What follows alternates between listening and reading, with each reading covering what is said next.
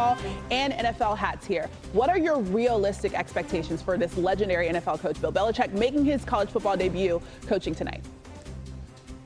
It's for his team to handle the hype. What do I mean by that? You have over 40 new transfers to this North Carolina team, 70 new players overall. There's been so much talk and so much noise, but can these new transfers come in and show their stuff? They have a quarterback by the name of Gio Lopez who transferred from South Alabama, who's been named the starter. He's going to be leading this Bill Belichick offense. And also defensively, they're playing a TCU team with a quarterback named Josh Hoover who threw over 3,900 yards. So it's going to be a lot of pressure, but I want to see if both the offense, defense, and even special teams can handle the hype, low penalties, and come together as a team. Okay, so Sam, based off of the Tar Heels schedule, what will a successful season look like for UNC this year? It's got to be at least 8 to 9 wins. And why do I say that? This is a team that not only has one of the easier schedules, but they were 6-7 last season. You think about it, they should be favored in most of these games. The one I would circle is October 4th, that game versus Clemson. Clemson is one of the best teams in college football. North Carolina has a bye week before that, but outside of Clemson, you look at Syracuse as well, could be competitive. Also, Virginia has a good team as well.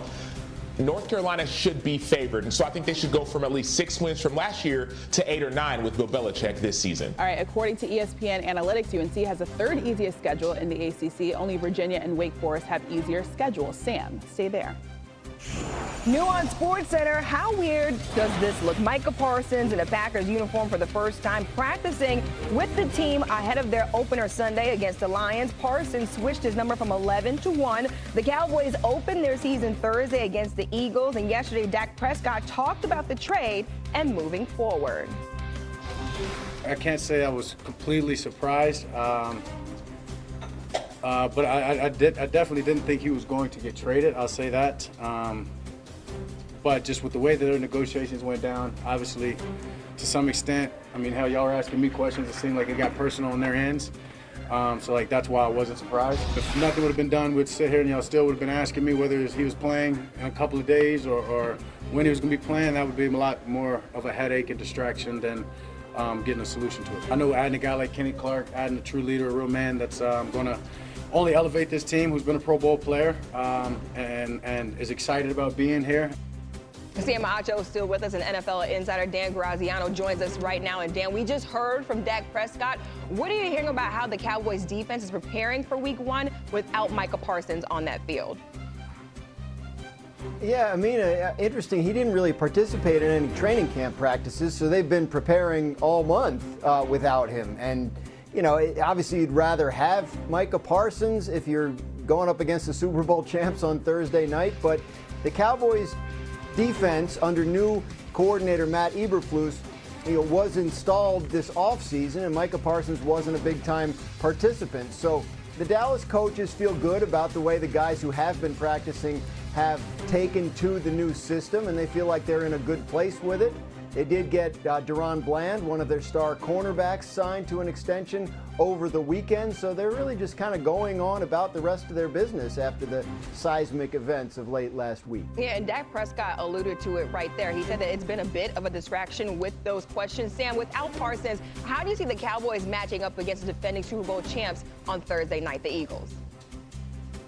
Well, I think they have a better opportunity, not just because without Micah Parsons, but because the addition of Kenny Clark. Kenny Clark is one of the most dominant run stoppers on the interior in the NFL. And what is the Philadelphia Eagles' strength? It's to run the ball. What was the Dallas Cowboys' weakness? It was against the run. Kenny Clark helped this Green Bay Packers defense to be one of the better defenses against the run during his tenure as a Packer. He plays with great hands, great violence, and also can rush the quarterback as well. When Philly was at their best, they were top number 1 in running the ball last year. Even Nick Sirianni's first year, they're top number 1 and number 2 when it came to running the ball. Dallas has struggled in that area with Kenny Clark and also Matt Eberflus. They will be significantly better. Yeah, and there's another game Friday night where the Chiefs will play the Chargers in Sao Paulo, Brazil. Patrick Mahomes spoke yesterday on one of the biggest challenges ahead of Friday. Take a listen.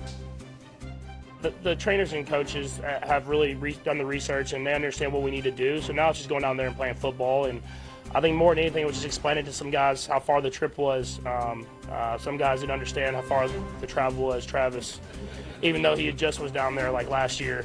So I was just explaining to him how the globe works. Not Travis catching strays. I'm sure that Travis understands how the globe works, but those two are always joking with each other. Dan, we know there were offseason questions regarding the Chiefs' offense, specifically with that offensive line. How are the Chiefs feeling about that offense heading into the season and week 1? Yeah, you mentioned the offensive line. That's the key. Can the rookie Josh Simmons hold down the left tackle spot right away? He was their first-round pick for a reason, and so far, my understanding is he's been everything they hoped he would be. That moves Kingsley Suamataia, who did not play well at left tackle last year, inside to left guard. That's the area to focus on. Look, they're going to be without Rashee Rice, their top wide receiver, to start the season because of a suspension, but at least they know when he's coming back. Hollywood Brown back and healthy. Xavier Worthy entering year 2. Isaiah Pacheco, the running back and healthy. They feel pretty good about the offense, but a lot will be determined by how those two guys on the left side of the offensive line handle it. Yeah, the Chiefs getting some key pieces on that offense back. Acho, what are you eyeing in this matchup down there in Brazil? I'm eyeing the Chiefs. Really, I'm Patrick Mahomes in the running game as a quarterback, using the quarterback run versus the Chargers defense. Chargers last year had the #1 defense in the NFL. Patrick Mahomes, even in the preseason, you saw him be quicker to tuck it and run. If the #1 defense is taking away your targets, let's say Derwin James is taking away or slowing down Travis Kelce, Mahomes is going to have a better opportunity to use his legs as a quarterback. So I'm going to watch what is taken away from Kansas City and then what Mahomes does with his legs. And so, Acho, on Sunday you said on SportsCenter that the Cowboys will start their season 3-0. Some people thought you were out your mind. The Chiefs have a tough start to their schedule. Chargers in Brazil, then facing the Eagles, and then back on the road for the Giants. What's a bold prediction that you have for the Chiefs to start this season? I think Kansas City might lose their first game versus the Chargers, but I think they will end up being 2-1. The Chargers, we talked about their defense, and I understand they lost both games. Chargers did to Kansas City last year, but they're going to keep the game low scoring. You have Josh Simmons starting at left tackle. Also, Kingsley Suamataia didn't do great in the preseason, at least his first couple of games. So I think there's an opportunity for the Chargers to steal one early versus the Chiefs. Graz, what do you think about that right there from Acho?